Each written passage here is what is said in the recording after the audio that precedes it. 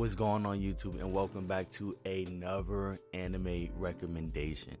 I think this is episode 6. Yo, we've been killing it. Before I continue, yo, shouts out to y'all been showing love on the channel, from videos to shorts to everything. You know, it's been amazing. I appreciate all of y'all, and I appreciate, you know, the kind words, the just talking to me in the comments about the anime that you like, and just the appreciation. It means a lot to me, for real. That's why I do this. Regardless if I get 1 viewer or 1,000, I'm gonna continue to do anime recommendations. It's something that I really enjoy doing, and I feel it's something really good for the community, you know, help people get into different stuff to watch.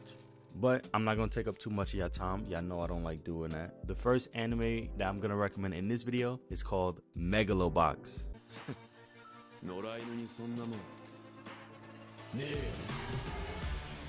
Now, Megalobox is an anime that was released in 2018 under TMS Entertainment Studio. And for anybody who don't know any of the things that they have worked on, they've worked on stuff like Dr. Stone, Detective Conan, Akira, and Real Life. Good animation, especially Akira. I really love that movie and its art style. And that style transitions over to Megalobox. Like, I was able to tell that the same people either worked on or were inspired by Akira. But anyway, let's get back to it. Megalobox is an anime that's placed in the sports genre, and it's actually inspired by another older anime slash manga called Tomorrow Joe. While it uses, you know, obviously the same character names, and it's about boxing, it's not completely one-to-one to it, but like, it's obviously inspired by it, even using the slogan Tomorrow Joe inside of the anime. And Megalobox as a whole takes place in Japan, in a city that's divided by an area more so for upper class and middle class who have citizenship, and that area is called the administrative area. It's divided into another part which is more so called the restricted area. That's where it's like more slums, more things like gambling, kind of illegal activity, or more so people just struggling to survive because they don't have a citizenship to live in the upper or middle class area. And our story is centered around the sport called megaloboxing, which is boxing, but the fighters use artificial arm augmentations that make their punches more deadly and, you know, adds more dexterity to the fighting sport, I guess. And just overall a more exciting spectacle for, you know, viewers and entertainment purposes, you know, all of that. And our main character, Junk Dog, competes in illegal megaloboxing matches with fixed outcomes in order to make money to pay off not just him, but his coach's debt as well. And he doesn't like the idea of having to fix fights or having to purposely take falls and losses, because he wants to just go out there and prove that he is a boxer and that he can actually fight. So he constantly questions himself and his abilities, and whether life is worth living, constantly living close to that edge, until he encounters a man who's competing in the Megalobox tournament that's in the administrative area, which is for citizens and all of that.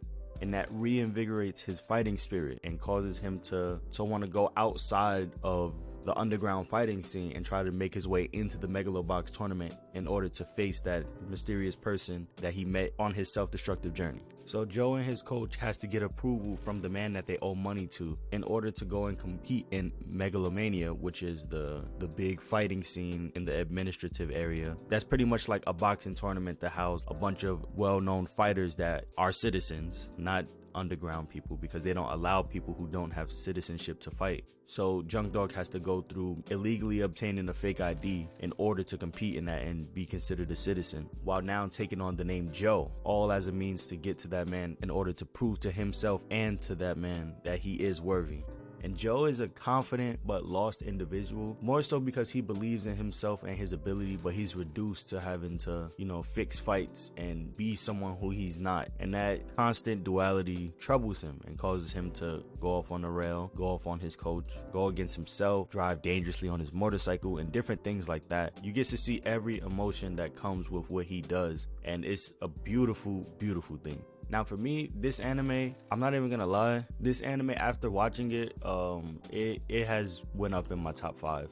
I'm a little biased because I did boxing and I love boxing, And I'm about to talk my shit real quick. I'm about to talk my shit on why I really like this anime. This anime takes all of the emotions that come with, you know, such a physical sport, fighting sports in general, but especially boxing. A lot of people think it's about going in there and throwing the best hook or the best haymaker and winning a fight like that. No, your job is to go out there and take every emotion that you experience, whether it's fear, happiness, sadness, anxiety, and you manipulate all those emotions and you go out there and you use those to your will. You bend it to your will in order to go out there and put it all on the line, whether it be winning, losing, or a draw. You go out there and you put all of that on the line, and that's what boxing and all of that is. And this story shows that, like, in one of the most beautiful ways that I've ever seen. This is really like an underdog story, like the true definition of it. And for anybody who's thinking like this is gonna be a like, oh, Joe goes in there and he's beating everybody one punch and doing all that, no, it's actually showing him grow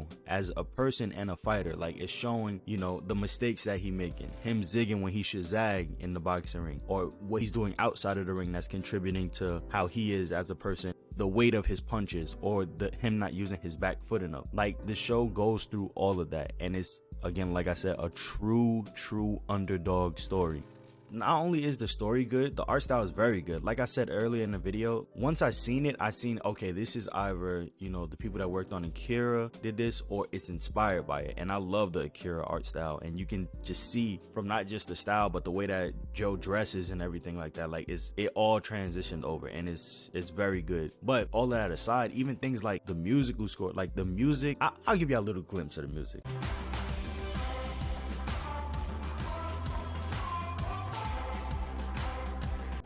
And that's it, because, you know, copyright and all that, I'm not trying to get hit with that. You know, I'm good. But the music for every scene, or even individual character soundtracks, it does a great way at portraying the emotions of the character without overpowering what's actually going on in the scenes. And that's something that not a lot of anime can do very well, and they do it very well, but it's not forced at the same time. Again, like, this anime was really good. It definitely made its way into my top 5.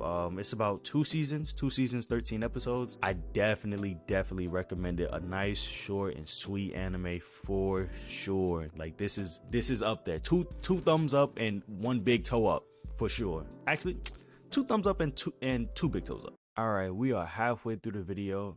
Thank y'all for making it all this way. I was very passionate about Megalobox, so I went on a little, you know, side rant, not rant, but like a side, you know, just expressing how good it was. Look, I hope y'all enjoying.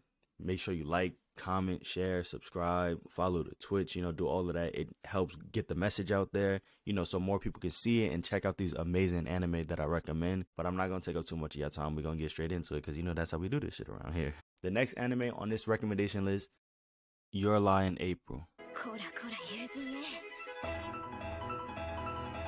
Your Lie in April is an anime that was released in 2015 under A1 Pictures. And for anyone who doesn't know any work that A1 Pictures have worked on, they've worked on things like Black Butler, Fairy Tail, Blue Exorcist, Sword Art Online, and 7 Deadly Sins. And the story of Your Lie in April is placed in the genre of romantic drama and music, for anybody who loves that. I know I do. I'm not throwing no shots, you know. And it follows our main character, Kosei, a young prodigy pianist who's forced into playing the piano by his abusive, sick mother. But with that came people who ultimately just viewed him as kind of a robot and a slave to the piano. He soon loses his ability and passion to not only play the piano, but to even be near one, having anxiety attacks anytime he is forced to play after the passing of his mother. But his passion is soon reinvigorated by a young woman named Kiori, who he's introduced to by his friend Tsubaki. This mysterious, energetic, and positive force of a girl not only invigorates him to want to play the piano again, but it also persuades him to do more and go above and beyond with his talents. But in order to do all of that, he has to get over his fear, his guilt, and the trauma that he's dealt with in order to even be on a piano. But while also dealing with that, he has to navigate the emotions and the feelings that he feels for Kiori, the violinist gifted by the gods, in order to help her with her musical dreams. And the show follows 4 main characters. Some are already named, but again, I'll go through them again. Our first character being our main character. Like I kind of explained in the beginning, he's a prodigy pianist who deals with grief and guilt. I kind of explained everything, so it's not really much I gotta say about him. But then we have our second protagonist, Kiori. Kyori is more of a free-spirited violinist who's outgoing, unpredictable, and short-tempered. But while being all of that, she is also aggressive at times, not because she's mean or anything, but because she believes in the people around her. And she also carries a mystery, I'll say, that's unpacked and revealed as the show goes on. It's nice to see this from a female lead character. Like, she easily like the most likable and outgoing person in the show by far. And then we have our third protagonist, who I named earlier, Tsubaki. She's more of an oriented leader, kind of, I want to say motherly, but more of a protector of the group, while still being kind of shy and defensive as well. But she's definitely more outgoing, not as outgoing as Kyori, but you know, she's still outgoing and out there. And she's figuring out how to navigate and control her emotions as well. And again, with all of these characters, like I always say, I give brief descriptions, probably very bad descriptions of characters. But look, I don't be wanting to spoil anything. I'll be wanting y'all to check it out, because I can't just go out here and say, oh, you know, this, that, and the third. Like, no, that just would spoil everything. And then we have our fourth protagonist, whose name is Watari. Watari is more of a kind of more outgoing and more of a playboy, but he's also kind of insecure, and he hides that insecurity with false confidence and wanting to be the loudest in the room. And again, all of these characters are in middle school, so obviously there's growing for them. He's a character that's unpacked more. You know, you start to see what all of these characters go through and their backstory and their motives and what leads them into doing what they do. Yeah, this anime, I'm not gonna lie, it's a great anime. It's a once in a decade type anime for sure. Sad, like it's a sad anime, as well as like it has moments of like comedy and all of that. Obviously romantic. I ain't gonna lie, thug tears, man. I shed thug tears. I ain't afraid to admit it. It's a great show, and it definitely hits in a lot of areas. Again, them being in middle school and our main character dealing with like grief and all of that. I'm not gonna go into my backstory, but I'll say in middle school and like early high school, I dealt with like survivor's guilt and stuff like that. Even still to this day, I still kind of deal with it. And it's a different kind of feel when you see shows touch on this, especially like when you can make an emotional connection with a character. You know, that's a great thing. But when you can relate to them, you know, it adds life to what you're reading or what you're watching. And this definitely does that. It hits home in a lot of areas. So not only was it a great watch for me, you know, as far as like the storytelling and everything like that, I've also learned a lot about myself and about forgiving myself and moving on with different things, stuff like that. Again, I love the anime and I appreciate it. And not only is it great, but obviously since it's a musical anime, it's gonna have great music and a great soundtrack. Nothing forced, most of it like piano and violin. Beautiful, very nice on the ears and heavenly. The anime is about 22 episodes, only one season. I definitely recommend it. Again, that's why it's on this list. For sure, check it out. And yeah, that's really all I gotta say about it. It's very emotional roller coaster of an anime. All right, y'all, and that's it for this anime recommendation. Again, I appreciate the love and support. Appreciate you if you made it all the way through this video. And just appreciate everybody who's been showing love to the channel, whether your first time viewing, last time viewing, you're never coming back, you hate me, you love me. You know, I appreciate all of it, for real. We've been blowing, like last month on the channel, we either tripled or quadrupled in subs, you know, like, and I hope we can keep that train going, for real. I hate having to promote, but you know, it is what it is. Like, comment, share, subscribe, follow the Twitch. You know, we on YouTube, at least we're on the road to 100. I appreciate everybody for coming through. Appreciate the love and the support that we get on everything. And I hope y'all have a blessed night, beautiful morning, whatever time y'all viewing this. And I will see y'all in space. Later. So we're both myths. I do not come to you as the reality. I come to you as the myth.